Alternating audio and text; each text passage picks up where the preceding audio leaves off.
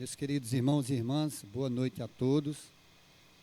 Que a graça e a paz do Senhor alcance todos os corações aqui presentes esta noite.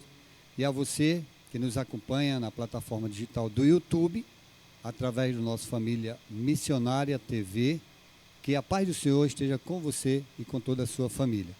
Meus queridos, é sempre um prazer poder estar aqui para partilhar com vocês aquilo que Deus tem nos dado e partilhado conosco também. Só que hoje é um dia importante na vida da igreja, é um dia importante na vida do povo de Deus, porque nós temos a oportunidade gloriosa de celebrar em memória do Senhor Jesus Cristo. Eu tenho sempre dito que o culto de ceia, ele se apresenta para nós com três aspectos que são super importantes. Tem o aspecto do passado, o aspecto do presente e o aspecto do futuro. Ou seja, a ceia ela tem uma importância para nós, povo de Deus, no passado, ela é importante para nós no presente e é importante também para nós no futuro. A ceia é profética, ela é futurística. No passado, por quê? Ela se apresenta hoje para nós como um memorial. O Senhor disse, celebrar em memória de mim até que venha. Ela se apresenta para nós como um culto de ação e graças, em que nós glorificamos a Deus e agradecemos a Deus pela oportunidade de estarmos aqui como nova criatura, nascida em Cristo Jesus e aptos para herdar o reino dos céus por herança. No presente, a ceia se apresenta para nós como uma palavra do grego chamada koinonia, ou seja, um ato de comunhão. E é isso que nós, todas as vezes que temos a oportunidade, firmamos na presença do Senhor. Mas também se apresenta como kainé de ateque, ou seja, proclamação, reafirmação e ratificação da nova aliança instituída através do grande encontro do Senhor com seus discípulos, através da última Santa Ceia. E no futuro, irmão Queiroz, o que é que a ceia representa para nós? Ela é o antegozo do reino futuro de Deus no banquete messiânico dentro da vida eterna que nos aguarda. Amém? E hoje nós temos lições importantes para aprendermos com a mesa do Senhor Jesus Cristo. E nós iniciamos, meus queridos, com um texto bíblico.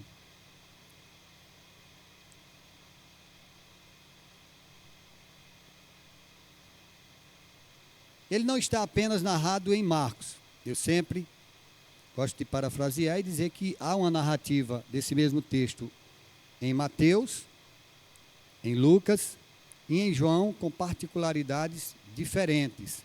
Mas Marcos foi detalhista e Lucas também, quando eles escreveram esse encontro, escreveram os acontecimentos da Santa Ceia, ou da Ceia do Senhor, ou desta última refeição, né?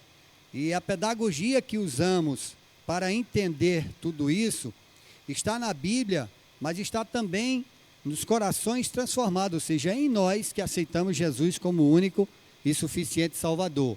E Marcos escreve o seguinte: enquanto comiam, Jesus tomou o pão, deu graças, partiu e o deu aos discípulos, dizendo, tomem isto, é o meu corpo. Em seguida tomou o cálice, deu graças, ofereceu aos discípulos e todos beberam. E lhes disse, isto é o meu sangue da aliança, que é derramado em favor de muitos. Eu lhes afirmo que não bebereis outra vez do fruto da videira, até aquele dia em que beberei o vinho novo no reino de Deus. E antes de darmos continuidade, vamos nos transportar ao dia desse acontecimento. Vamos pensar que estamos nos arredores de Jerusalém. É primavera, até porque é o mês de Nissan, o primeiro mês do calendário judaico, mais precisamente dia 14 e 15. E nessa época, apesar do tempo um pouco quente, as paisagens são extraordinárias. Ensolarado durante o dia, frio à noite, o clima varia entre 18 e 30 graus, né? 30 no sol mais quente, 18 à noite, né? Mas é uma época muito gostosa de estar, inclusive de visitar Israel. Se alguém tiver essa pretensão, lembra, né? Mês de abril, maio e junho é mês bom para estar em Israel. E ali estava o Senhor Jesus. Sabendo, queridos, os discípulos daquilo que ele tinha falado, preparados para o que estava por vir, alguns não querendo que tudo que havia sido vaticinado por Isaías e por tantos outros profetas, ratificado por Jesus na sua convivência diária, eles ficaram muito preocupados nesse encontro, porque Jesus diz a eles que alguém havia de o trair. Mas antes que a ceia acontecesse, ele chama 2 dos seus apóstolos e discípulos, Pedro e João. Lucas ratifica isso, Marcos também com muita precisão, e diz: olha, vão à cidade, vão a Jerusalém. Na entrada vocês vão encontrar um homem com cântaro, com pote, carregando água. Sigam esse homem. Sigam esse homem, ele vai entrar em uma casa, e quando ele entrar na casa, vocês entram também e procuram o chefe da casa, o chefe de família, o dono da casa. E pergunte a eles onde, diga que foi eu que mandei. Jesus é bem preciso, diga que foi Jesus que mandou perguntar onde é que eu vou celebrar a Páscoa com os meus discípulos. Porque era dia 14, dia de celebração da Páscoa. O dia posterior, dia 15, aí já era a sagrada festa dos pães asmos. E assim acontece. Eles vão até a cidade, encontram esse homem, seguem ele até a casa desse cidadão e perguntam a ele, né, aquilo que o Senhor havera ensinado e orientado. Onde é que o Senhor vai celebrar a Páscoa? Ele diz: prontamente, é aqui. Primeiro andar, um cenáculo, um local já mobiliado, né? A Bíblia diz em todas as tradições, mobilado. E aí eu fiquei pensando, pastor, eu digo: gente, a grafia da gráfica aqui é raro esquecer o I. Aí fui pesquisar. Mas mobilado quer dizer a mesma coisa que mobiliado, ou mobiliado com I, ou mobiliado com H. O importante é que tudo estava pronto. E eles voltaram para dizer a Jesus: olha, do jeito que o Senhor falou, do jeito que o Senhor ensinou, do jeito que o Senhor disse, nós fizemos e aconteceu. O apóstolo Paulo, ele vai com mais precisão, escrevendo à igreja de Corinto. A igreja de Corinto era um pouco conturbada, e Jesus precisava explicar nos mínimos detalhes, através do apóstolo Paulo. E Paulo diz: olha, eu recebi do Senhor algo que quero transmitir a vocês. Eu quero entregar aquilo que o Senhor Jesus, na noite em que foi traído, na noite da última refeição coletiva com os discípulos, o Senhor tomou o pão, e quando ele agradeceu, quando ele deu graças, ele partiu e disse a todos os que ali estavam: isto é o meu corpo, esse corpo é dado em favor de vocês, eu entrego ele por vocês, façam isso em memória de mim, não se esqueçam. Da mesma forma, depois da ceia, ele tomou o cálice e disse: este cálice é a nova aliança no meu sangue. Façam isto sempre que o beberem em memória de mim. Por que Jesus diz nova aliança? Havia uma aliança anterior. Por que celebra no dia 14 a Páscoa e no dia 15 em diante, durante 7 dias, a celebração da festa dos pães asmos? A festa dos pães asmos significava e simbolizava a forma apressada como eles saíram do Egito. Mas o dia 14, que era o dia da Páscoa, era uma referência à expiação do carneiro, da ovelha, né?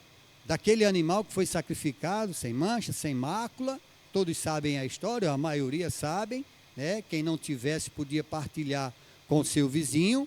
Coloquem lá o sangue nos umbrais da porta, porque o anjo vai passar, vai morrer primogênito, mas quem tiver com sangue lá, glória seja dada ao nome do Senhor. Quem tem sangue em casa? Ó, a mão, glória a Deus. Está lá nos umbrais, né? Anjo do mal e da morte não passa lá. Glória a Deus. E assim sucedeu. Então Jesus estava, queridos, nesse período, né, orientando os seus discípulos e apóstolos, conversando com eles, né, dizendo a eles o que haveria de acontecer, embora eles não quisessem receber, principalmente Pedro, né? Toda vez que Jesus falava algo que era contundente, que era duro, Pedro ficava, né, um pouco revoltado, não aceitava, né? E depois entendia, porque Jesus, em uma das suas instruções, ele disse: o que eu faço agora, vocês não entendem, mas vocês vão entender depois. E nessa pintura nós temos a retratação do momento em que Jesus diz aos apóstolos que alguém havia de o trair, uma pintura clássica, feita por Leonardo da Vinci entre 1945 até 1495 até 1498. Ele não usou as mesmas tintas ou os mesmos produtos especiais para os afrescos que ele costumava pintar. Está lá em Milão, em um convento na Itália. Ele usou uma parede frontal. Quem chega lá nesse local, parece-me, a maioria diz que é um refeitório. Está lá essa pintura um pouco envelhecida. E ele tentou retratar, nos mínimos detalhes, como os apóstolos ficaram após aquela notícia. Mas nós temos que aprender sobre a mesa, e aprendendo sobre a mesa, nós aprendemos sobre a ceia. Mas antes disso, nós temos que entender que são duas as grandes ordenanças bíblicas e que retratam para nós a importância, né, de estarmos aqui esta noite, enquanto povo de Deus, enquanto igreja, enquanto nascidos de novo, enquanto regenerados, enquanto transformados, enquanto escolhidos, enquanto eleitos de Deus, amém? Enquanto selecionados para a vida eterna. Nós temos que entender que as grandes ordenanças bíblicas, começando pelo batismo, que simboliza a nossa união com o Senhor Jesus Cristo, em sua morte, sepultamento e ressurreição, marcando o início, né, da nossa vida cristã. O batismo é também, acima de tudo, um testemunho público de fé e de regeneração, realizado por imersão. Quando nós descemos as águas, nós morremos, somos sepultados, mas ressurgimos com o Senhor, dizendo para o mundo: sou nova criatura, em Cristo vivo, glória seja dada ao seu nome. A ceia do Senhor, queridos, a celebração da ceia, o que fazemos hoje, o que realizamos hoje, o que a igreja costumeiramente realiza. Algumas igrejas, Brasil e no mundo, celebram semanalmente, outras mensalmente, outras até anualmente. Nós celebramos mensalmente ou quando houver necessidade de tal. Aqui estaremos para isso. A ceia, ou cercar a mesa do Senhor, é um memorial contínuo do sacrifício de Jesus na cruz, que fortalece a nossa fé, fortalece a nossa esperança, amém?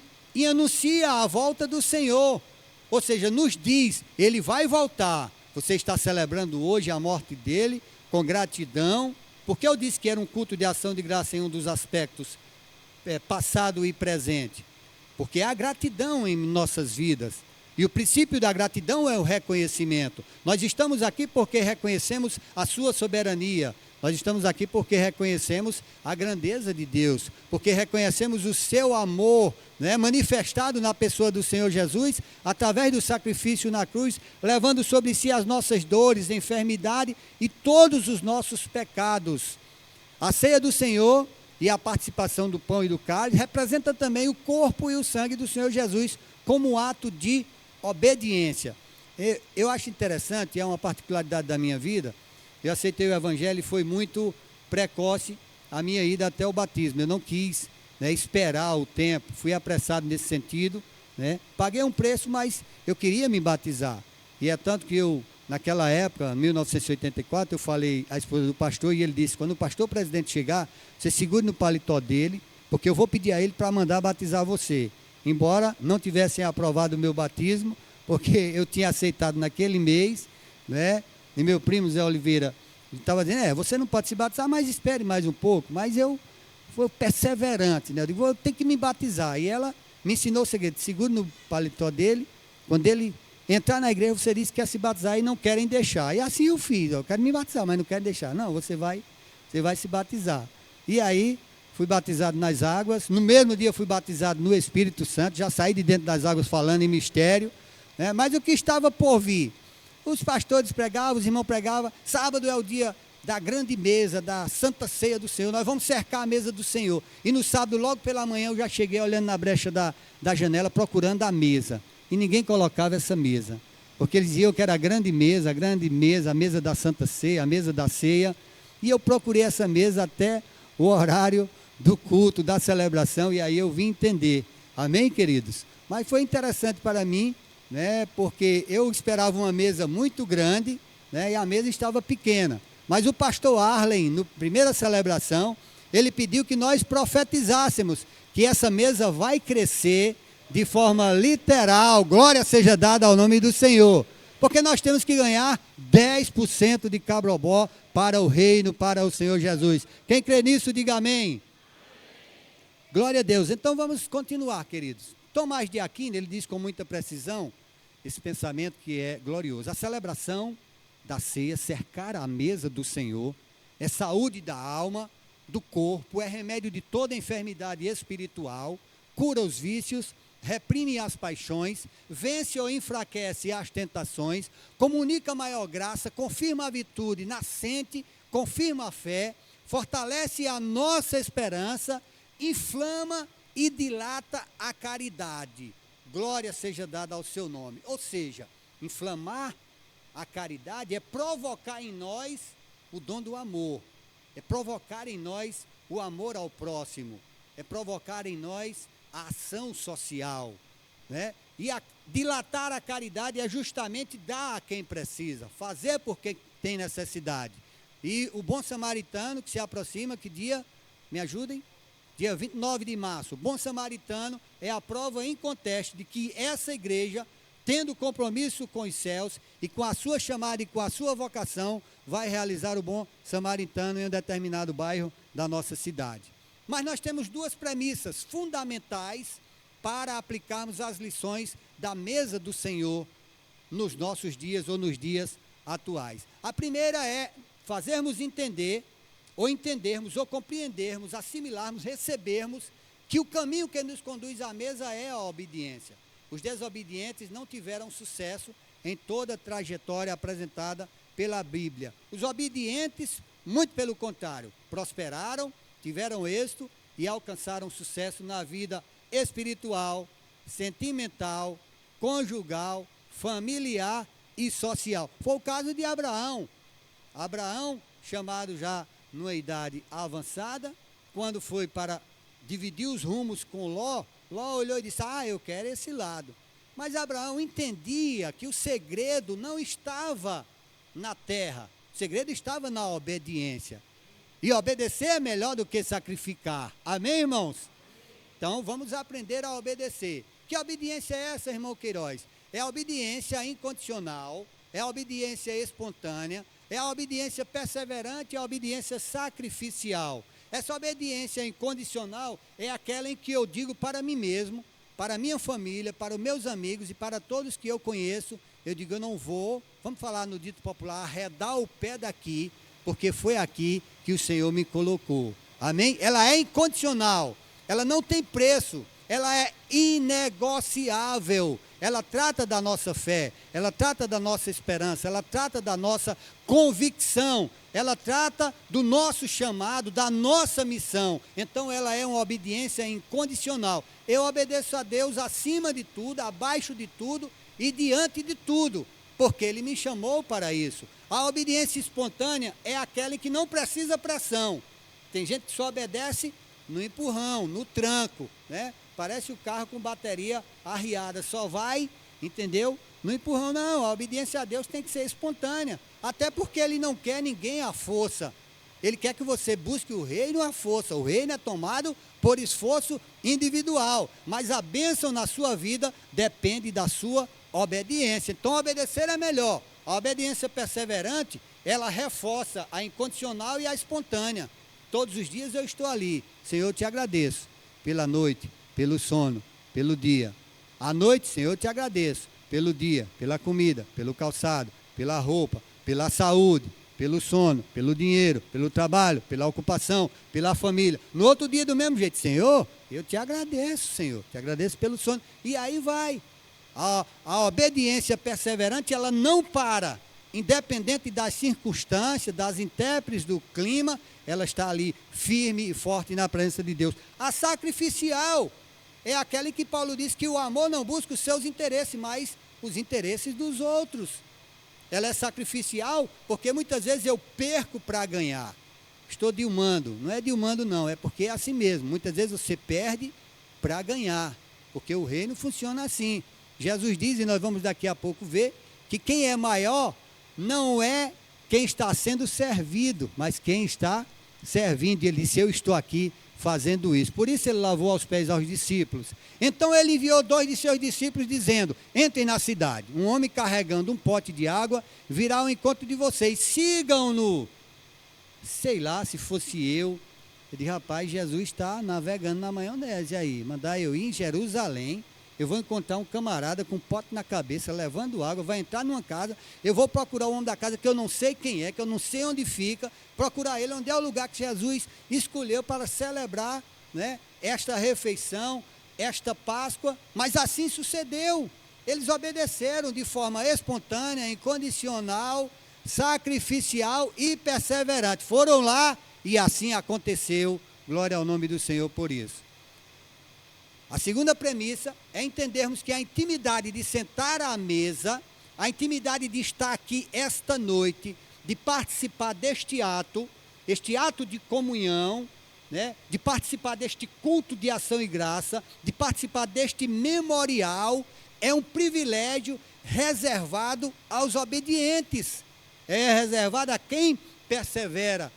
E digam ao dono da casa, em que o rapaz que vai levando o pote entrar, diga que o mestre pergunta: onde é o meu salão de hóspedes, no qual poderei comer a Páscoa com os meus discípulos? 8 lições, e aí eu quero ser preciso e objetivo, de Jesus com os seus discípulos, nós aprendemos, né, com a mesa.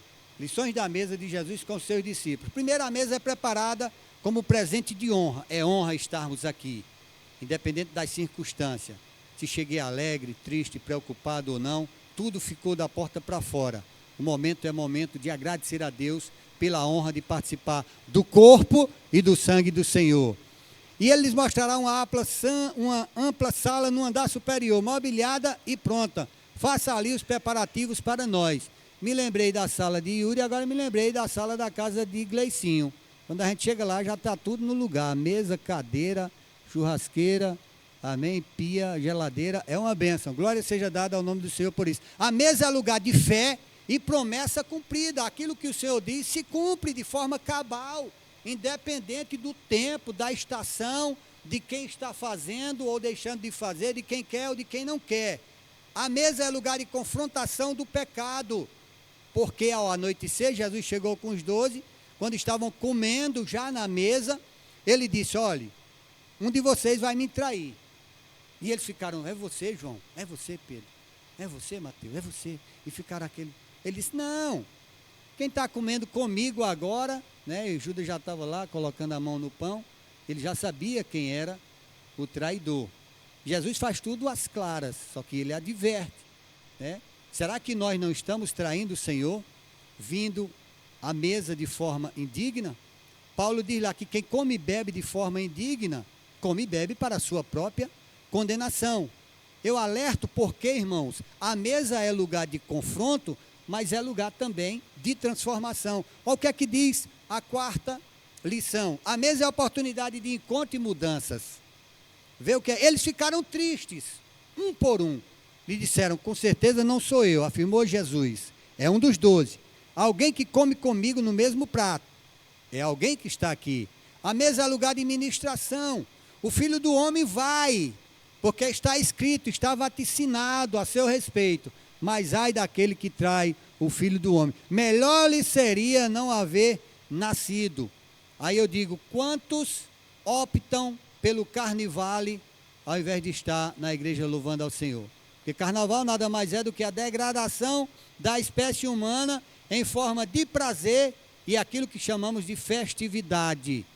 Todos entendem e sabem que é algo que não agrada a Deus em hipótese alguma. Seria eu hipócrita de dizer que é uma festa bonita, é uma festa linda. Alguém pode até achar que é bonito ou lindo, mas é profano e fere a sensibilidade da santidade, da deidade divina do Senhor nosso Deus, do nosso Salvador Jesus e também do Espírito Santo. A mesa é lugar de ação e graças. Quando nos aproximamos aqui, daqui ou para aqui, nós nos aproximamos com o coração contrito e dizendo: graças te dou, ó Pai, porque tenho a oportunidade de mais uma vez participar da tua mesa, comer a tua carne e beber o teu sangue, simbolizado através do pão e do suco de uva. Para que para que permaneçamos nele e ele em nós. Eu amo essa fusão. A fusão de que quando participamos deste ato, ele entra em nós e nós permanecemos nele e ele permanece em nós. A mesa é lugar de perdão, coisa extraordinária também. Perdão é a força máxima do amor. É o amor na sua extremidade. E aqui é lugar de perdão. O pastor sempre costuma dizer, né, que quem chega aqui e chega com a vontade de alcançar essa dádiva, né, alcança. Quem chega aqui muitas vezes vacilante, duvidoso e preocupado com algo que aconteceu, com algo que fez, porque tem igreja por aí, ora, tem igreja no Brasil que se você pecar não tem mais salvação. Aí eu disse, que Jesus fraco é esse? Como é que você peca? Não tem mais jeito. Lá você só peca uma vez, não tem mais jeito para você. Aqui não, aqui é diferente. Não é que seja aqui essa igreja, esse povo, essa comunidade. É aqui Bíblia, que diz que o sangue de Jesus Cristo, seu Filho, nos purifica de todo pecado. Amém? Todo. A Bíblia não diz qualquer um, ou pode ser esse ou aquele, não. De todo pecado. A mesa é lugar de perdão, mas a mesa também é um lugar, vamos ver aqui no 8º, vamos dar um pulinho aqui. A mesa é lugar de palavra profética. E vê o que é que o Senhor falou. Eu afirmo a vocês, eu digo a vocês, que não beberei outra vez do fruto da videira, até aquele dia em que beberei o vinho novo no reino de Deus. Depois de terem cantado um hino, saíram para o Monte das Oliveiras. E aí eu inicio a nossa conclusão, fazendo referência ao que disse Agostinho. Não somos nós que transformamos Jesus Cristo em nós, como fazemos com os outros alimentos que tomamos, mas é Jesus Cristo que nos transforma nele, em especial, através do ato da ceia e desta mesa. Pois quem é maior, o que está à mesa ou o que serve? Não é o que está à mesa, mas eu estou entre vós como quem serve. Lucas capítulo 22, versículo 27. E aí, eu faço uso, antes daquele jargão que eu costumo aqui balançar os céus e a terra, creio para entender e entendo para crer. Vamos fazer nossas palavras de Agostinho de Hipona? Vamos lá, 1, 2, 3.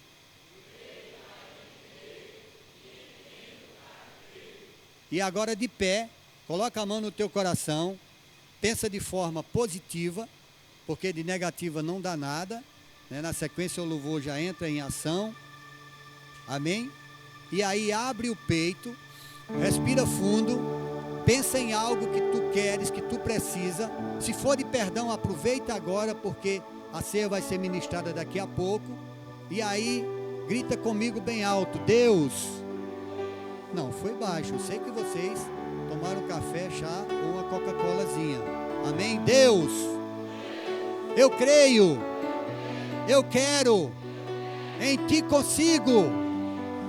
Deus, eu creio, eu quero, em ti eu consigo.